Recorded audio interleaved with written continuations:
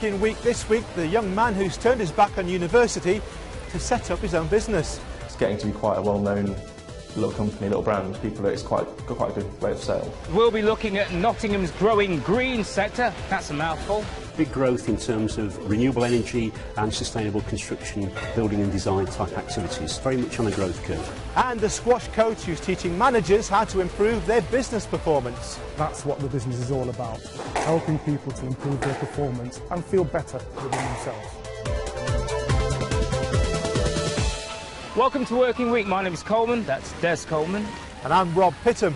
And on the sunniest day of the year, we're in the middle of Nottingham city centre. It is a beautiful day. We can't stay away from the market square when the weather's like this. And I imagine, Des, that smoothie sales are going through the roof right now, which is good news for one young Nottingham businessman who set up a smoothie making business.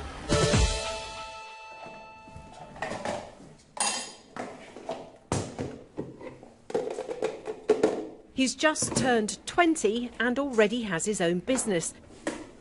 In fact, Ben Nichols from West Bridgford was only 17 when he actually set up So Smoothies. It was what his mum calls his eureka moment. This is where it all started back in 2011. Ben had a bit of time on his hands in the summer holidays, started making a few concoctions in his granddad's blender. Apparently those early attempts weren't very successful, but eventually hit on some winning combinations. And Ben, just how disastrous were those early attempts? They were really, really bad. I wouldn't like to drink them again, thinking about it. I wouldn't give them to anybody, not worse than me. How long was it before you found a concoction that you thought would be a success? It was about 3 weeks. Nearly 3 weeks till I found one that was really, really good. Why did you think the market could do with another smoothie? There weren't really that many other smoothies around, so there's a couple of brands that everyone knows, but apart from that there aren't any, and especially not in the East Midlands. There's nothing local. There's the odd shop which makes them in the shop.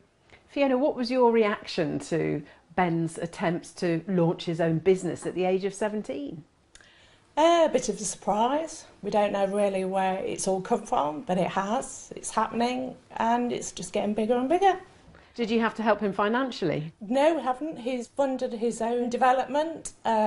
We've just contributed towards the car and buying a laptop, but that's as far as it goes.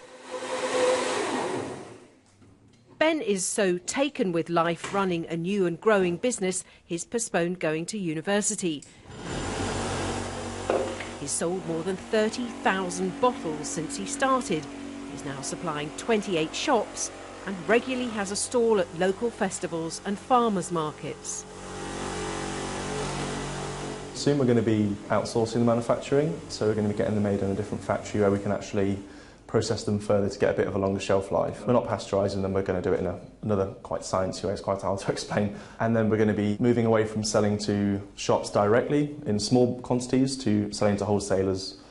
And it's just the next step, the next logical way to move. Ben is finalising a deal with one of the main supermarket chains, which could see his smoothies on their shelves locally from next year. This young entrepreneur really seems to be going places. There you go. Well, they say the proof of the pudding is in the eating, or tasting in this case. This is strawberry and banana, so let's have a taste.